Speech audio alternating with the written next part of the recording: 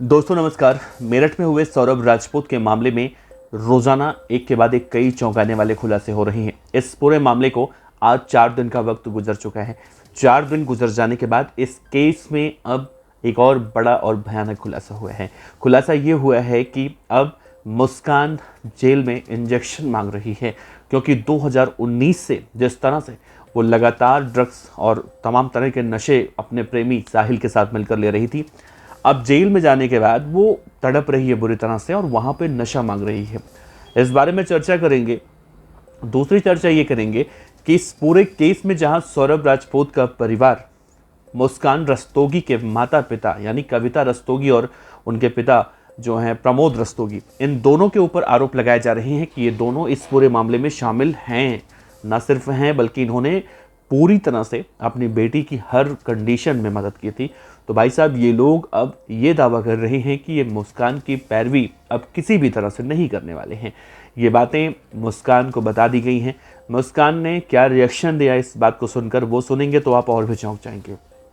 तीसरी चर्चा इस वीडियो में करेंगे कि हत्या के बाद मुस्कान की मां, जो आज पैरवी करने से मना कर रही हैं, इन्होंने मुस्कान को 3 बार या 2 बार क्यों फ़ोन किया था। अब ड्राइवर भी बड़े खुलासे कर रहा है। इस पूरे केस में 9 लोग अब तक रडार में आए हैं। 9 लोगों से पुलिस पूछताछ करने का प्लान कर रही थी, जिसमें से 7 लोग पूछताछ के दायरे में आ चुके हैं और उन्हें पूछताछ के बाद छोड़ दिया गया है। 2 लोग और बचे हैं और 2 लोग कौन है ये भी बहुत जल्दी खुलासा हो सकता है। अब एक देखिए, कैब चालक को लेकर शिमला गई है पुलिस और वहाँ से सीसीटीवी जो है करीब 500 के आसपास सीसीटीवी खंगाले गए हैं। और एक खुलासा और हुआ है कि सौरभ राजपूत जो पैसे मुस्कान को भेजा करता था घर खर्च के लिए, उन पैसों को वो दोनों सट्टे में लगाते थे, अय्याशियाँ करते थे और न सिर्फ शिमला बल्कि ऋषिकेश, देहरादून, इन सब जगहों पर जाकर अय्याशियाँ करते थे। तो ये सारी कहानी अब निकल कर सामने आई है। जी, कहानी सुनकर मुस्कान को लेकर अब कहीं ना कहीं लोगों का गुस्सा और भी ज़्यादा बढ़ रहा है, जो कहीं ना कहीं देखा जाए तो गलत भी आप कह सकते हैं, सही भी कह सकते हैं। इन सभी बातों पर चर्चा करेंगे। दोस्तों नमस्कार, मेरा नाम है देवनाथ पांडे और आप देख रहे हैं रोजाना की तरह BDF न्यूज।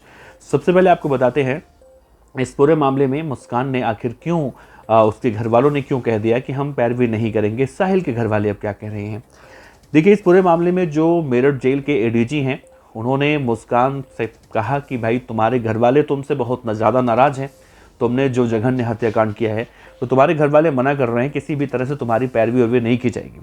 मुस्कान ने आओ देखा बताओ, तुरंत बोला मुझे सरकारी वकील चाहिए अपने केस को लड़ने के लिए। तो उसने एक प्रार्थना पत्र भी लिख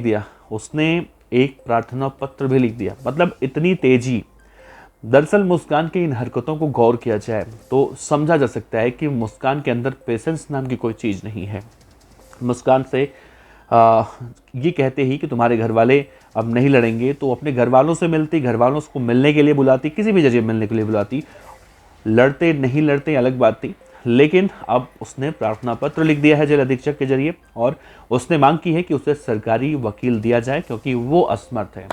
यही सेम बात साहिल उर्फ छपरी, जिसको मैं छपरी बार बार कह रहा हूँ, तो कई सारे लोग उस छपरी के बचाव में भी आ रहे हैं। हो सकता है छपरी के दोस्त हों, उनसे मुझे कोई फ़र्क नहीं पड़ता, लेकिन ऐसे छपरियों को छपरी ही कहा जाएगा। कल बहुत सारे लोगों ने वीडियो में कमेंट करके लिखा कि वो छपरी नहीं है, बहुत अच्छा लड़का है, ये है वो है, और ऐसी बहुत सारी बातें कहीं जो यहाँ पर कहना ठीक नहीं है। लेकिन मैं उन लोगों से कहना चाहता हूँ कि एक छपरी को छपरी ही कहा जाएगा। छपरी उसकी शक्ल को देखकर मैं नहीं कह रहा हूँ, उसकी आदतों को देखकर, उसने जो जघन्य हत्याकांड किया है उसको देखकर मैं छपरी कह रहा हूँ। और सिर्फ मैं नहीं कह रहा हूँ छपरी, बल्कि उसे सब लोग छपरी कह रहे हैं। तो खैर छोड़िए, साहिल उर्फ छपरी के उससे भी पूछा गया कि भाई तू क्या करने वाला है, तू अपना वकील हायर करेगा या फिर तुझे भी सरकारी वकील चाहिए। तो साहिल ने कहा कि मैं अपने घर वालों से पहले बात करूंगा, अगर मेरे घर वाले राजी नहीं होते हैं तब मैं जाकर सरकारी वकील की डिमांड करूंगा। आप देखिए दोस्तों, साहिल के घर वालों की अगर बात करें तो इससे पहले की वीडियो में मैंने आपसे बताया था कि साहिल के पिता नीरज पांडे, माफ़ कीजिएगा नीरज शुक्ला जी, उन्होंने साफ तौर से कह दिया है कि साहिल हो या फिर जो कोई भी हो, इस तरह के जघन्य वारदात को अंजाम देता है तो वो भी तो किसी का बेटा है जो इस दुनिया में नहीं है। तो मैं अब किसी का कोई केस नहीं लड़ने वाला हूँ, वकील हायर नहीं करने वाला हूँ। जो भी पुलिस प्रशासन कोर्ट उसे सज़ा देगा वो मंजूर है मुझे। तो भाई ऐसे पिता को तो वाकई में सलाम है। और उस पिता में और मुस्कान के माता पिता में थोड़ा सा डिफरेंसेस भी है, क्योंकि उन्होंने जिस तरह से कहा कि मेरठ में साहिल की माँ के गुजर जाने के बाद उनकी नानी के लिए उसने घर खरीदा। उन्होंने एक बेटा उनका लंदन ऑस्ट्रेलिया कहीं बता रहे हैं, दूसरा बेटा दिल्ली में पढ़ता है, तीसरी एक बेटी है वो भी दिल्ली में नौकरी करती है। तो उन्होंने कहा कि मेरा काम था पढ़ाना लिखाना, मैंने सबको पढ़ा लिखा दिया, अब ये लोग अपना क्या करते हैं क्या नहीं करते हैं, अगर अच्छा करेंगे तो अच्छा होगा, बुरा करेंगे बुरा होगा, मुझे अब इस मामले में परेशान ना किया जाए। तो साहिल के घर वाले भी एक तरह से हाथ खड़े कर चुके हैं। इस पूरे मामले में देखिए दोस्तों, एक बहुत बड़ा सवाल उठ रहा है।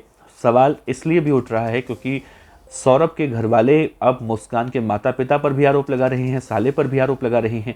तो इस पूरे केस में जो ड्राइवर साहब हैं जो शिमला लेकर गए थे इन दोनों हत्यारों को, उन्होंने कहा कि मुस्कान की माँ का 2 बार फ़ोन आया था और दोनों बार जब फ़ोन आया तो मुस्कान हो या साहिल हो दोनों जाते थे और दोनों अलग अलग जाकर बात करते थे। यानी कि इनकी माँ जब फ़ोन करती थी 20 से 25 मिनट बात करती थी, वो बातचीत गाड़ी में ड्राइवर के सामने नहीं होती थी, उन दोनों के सामने तो होती थी। दूसरी तरफ देखा जाए तो उन्होंने कहा था कि वो सिर्फ मैसेज पर रिप्लाई करता था। तो अगर सिर्फ मैसेज पर रिप्लाई करता था तो साहिल छपरी उनके साथ क्यों बात करने के लिए जाता था? यानी उनकी बातचीत होती थी और इस तरह के कुछ शक इसमें देखे जा रहे हैं और यही परिवार अब आरोप भी लगा रहा है। तो ये बहुत बड़ा सवाल है और ये सवाल देखा जाए तो कहीं ना कहीं इस केस को और भी ज़्यादा पेचीदा भी बनाता दिखाई दे रहा है। इस मामले में देखें तो जेल में मुस्कान को लेकर एक खबर आई है कि जेल में मुस्कान खाना बहुत कम खाती है और नाश्ता भी बहुत कम करती है, पानी भी बहुत कम पीती है, बहुत ही गुमसुम रहती है, चेहरे पर उसके नकाब रहता है, वो घूंघट जिसे बोलते हैं हिंदू समाज में, वो घूंघट ओढ़ कर रहती है। जब उसे खाना पीना मिलता है तो खाती है बहुत कम जीने खाने के लिए।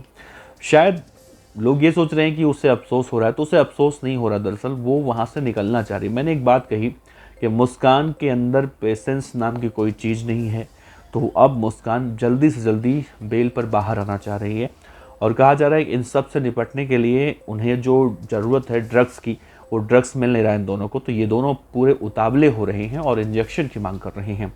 अब यह जेल तो अब घर है नहीं और कि पति ने पैसे भेजे घर खर्च के लिए, आपने उससे IPL सट्टे में लगाया और इस तरह से जो है जुआ वगैरह याशी वगैरह किया, तो जेल में जेल के नियमों के हिसाब से चलना पड़ेगा। तो इन लोगों को वहाँ पर समस्याएं बहुत ज़्यादा हो रही हैं। इस मामले में पुलिस ने 50 से ज़्यादा CCTV कैमरे खंगाले हैं, लेकिन अभी तक कुछ खास सबूत नहीं मिला, लेकिन कुछ सबूत पुलिस को मिला है जो बहुत जल्दी इस मामले में खुलासे होंगे।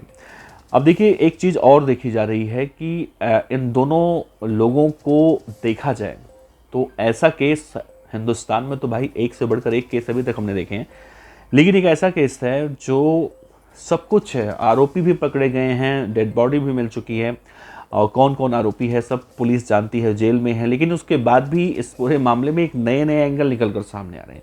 और जैसे जैसे नए नए एंगल निकल कर सामने आ रहे हैं, हर कोई इन्हें गालियाँ ही दे रहा है, माफ़ कीजिएगा, हर कोई इन्हें इस तरह से कोस रहा है। अब देखिए जो भी हो, लोग यही सोच रहे हैं कि इतना सुंदर पति था, इतना अच्छा घर था, नौकरी विदेश में बैठ के करता था, वहाँ से अच्छे खासे पैसे भी भेजता था, मतलब एक लड़की जो भी सोचती है, जैसा भी सोचती है, हर तरह से उसका पति सौरभ राजपूत परफेक्ट था। लेकिन फिर भी उसे न जाने क्यों अलग जगह जाने की ज़रूरत पड़ी। शायद इसमें अलग अलग मायने निकल सकते हैं, अलग अलग राय लोग दे सकते हैं, लेकिन मैंने ज़्यादातर लोगों के मन से यही सुना है, सोशल मीडिया को अगर स्कैन किया जाए तो मैंने ज़्यादातर लोगों को ये देखा है, हर कोई मुस्कान को सबसे पहले कोस रहा है, उसके बाद साहिल छबरी को कोस रहा है।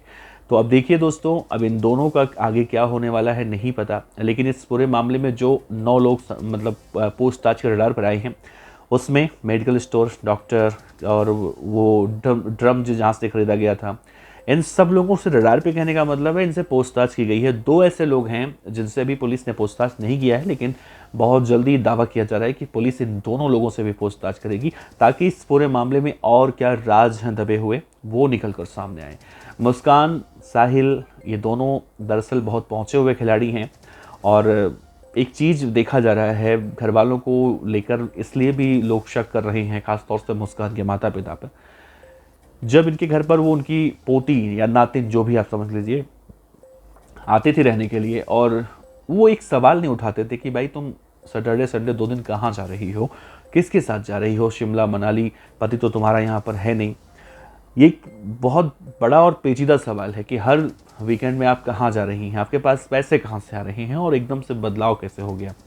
तो इन सब चीज़ों को लेकर दोस्तों बहुत सारी चीज़ें हैं, लेकिन घर वाले तो यही कह रहे हैं कि भाई ऐसी बेटी भगवान किसी को ना दे। और जिस तरह से उसने इस कांड को अंजाम दिया है, मैं तो यही मांग करती हूँ, मैं तो यही मांग करता हूँ, घर वाले कह रहे हैं कि उसे फांसी की सज़ा हो। और यही सबसे बड़ी वजह है कि वो लोग अब इनके लिए वकील हायर नहीं कर रहे हैं, पैरवी नहीं कर रहे हैं, मना कर रहे हैं। लेकिन मना करना और उस पर अमल करना, ये दोनों अलग अलग चीज़ होता है। अब देखना होगा आगे। सरकारी वकील के लिए प्रार्थना पत्र तो लिखा जा चुका है, लेकिन क्या सरकारी वकील इनका केस लड़ेगा या फिर माँ बाप का दिल पिघलेगा और अपनी बेटी के लिए, अपने बेटे के लिए जरूर वकील हायर करेंगे। ये खैर वो सवाल है, आगे देखा जाएगा। इस पूरे मामले में और भी बहुत सारे राज निकलकर सामने आ रहे हैं। दोस्तों आपको क्या लगता है, इस केस को कैसे देख रहे हैं आप? अब जो लोग साहिल को अच्छा बताने पे कुछ लोग लगे हुए हैं, मुस्कान को भी अच्छा बता रहे हैं, लेकिन मैं तो समझता हूं इस पूरे मामले में सबसे ज़्यादा अगर कोई बदनसीब था वो सौरभ राजपूत और सौरभ राजपूत की वो बच्ची, जो छोटी सी बच्ची है अभी, वो किसके साथ रहेगी, वो कहाँ जाएगी। सबसे बड़ा सवाल यही है कि उसके फ्यूचर को लेकर कौन, क्योंकि देखिए नाना नानी तो यही हैं जो लोग देख रहे हैं। जब उनकी बेटी इस तरह से निकल गई, अपनी बेटी को नहीं वो रोक पाए, अपनी नहीं सब कुछ कर पाए, तो पोती या नातिन का कितना करेंगे, ये तो खैर अलग बात है, सबका अपना अपना वो है, मैं इसमें किसी को कुछ नहीं कह रहा हूँ। लेकिन घर वाले अगर देखें सौरभ राजपूत के, तो घर वाले भी कुछ खास इंटरेस्ट अपने पोती में नहीं दिखा रहे हैं। मतलब वो ये मांग नहीं कर रहे हैं कि उन्हें उनका बच्चा चाहिए, सौरभ राजपूत का निशानी चाहिए, ऐसा कुछ मांग नहीं कर रहे हो। हाँ, मांग एक चीज़ की हो रही है, मांग एक चीज़ की हो रही है, और वो मांग है पैसों की। कि सौरभ राजपूत 1 करोड़ रुपया जो लेकर आए थे, वो पैसे उन्होंने किसको दिए, कहाँ गए, ये सारी चीज़ें मांग की जा रही हैं। तो भैया सबसे ज़्यादा मैंने बताया ना, 2 लोग इस पूरे केस में सबसे ज़्यादा नुकसान हुआ है, एक उस बच्ची का और एक खुद सौरभ राजपूत का। सौरभ राजपूत को जीते जी कहा जा रहा है प्यार तो मिला नहीं, ना घर से ना बाहर से, कहीं से प्यार नहीं मिला। मरने के बाद भी इस तरह से अब उनको लेकर तरह तरह की बातें की जा रही हैं। दोस्तों इस पूरे मामले में आपका क्या कहना है, आपका क्या विचार है, ज़रूर अपने विचार रखिएगा। आपका बहुत बहुत शुक्रिया। नमस्कार, जय।